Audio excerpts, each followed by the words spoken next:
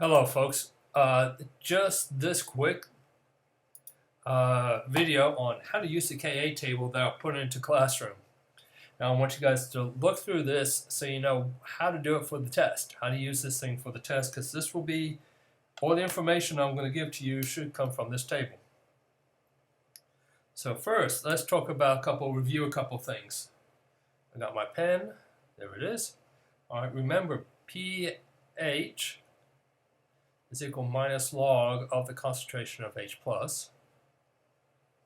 And you're going to say term pKa, which is going to be the negative log of the acid dissociation value, Ka, at constant.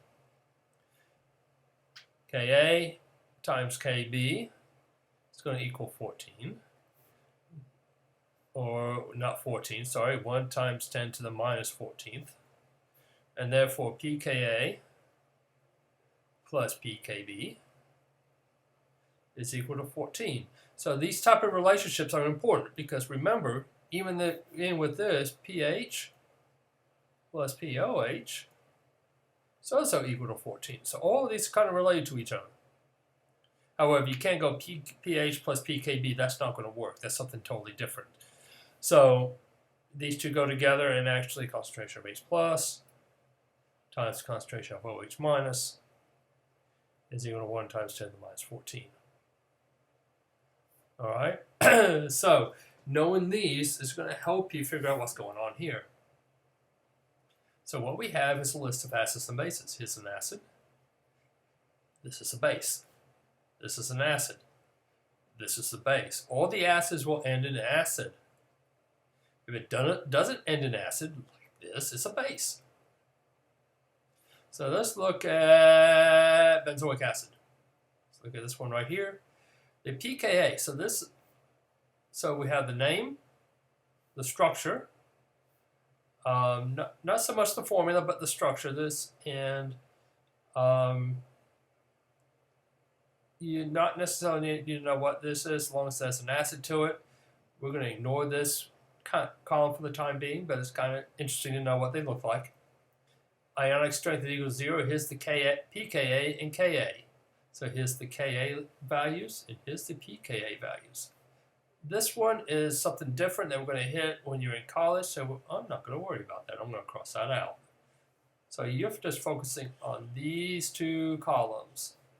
So benzoic acid has a pKa of 4.202 and a Ka of 6.28 times 10 to the minus fifth. So look for I'll give you the name of the compound, not necessarily the formula. I may give you the formula, but not so much the structure. So you look for the name. Here's the pKa, and there's the Ka. Now, benzylamine, this is a base. I've given you the pKa. So to find the Kb,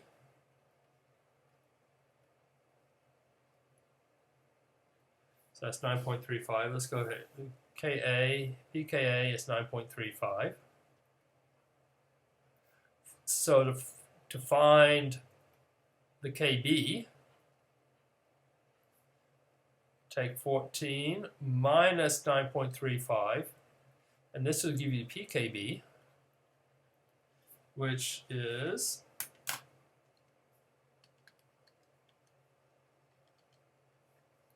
4.65.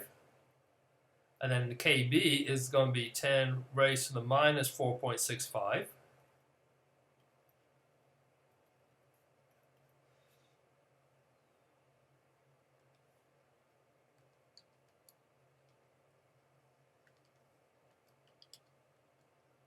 That's going to be 2.23 times 10 to the minus fifth.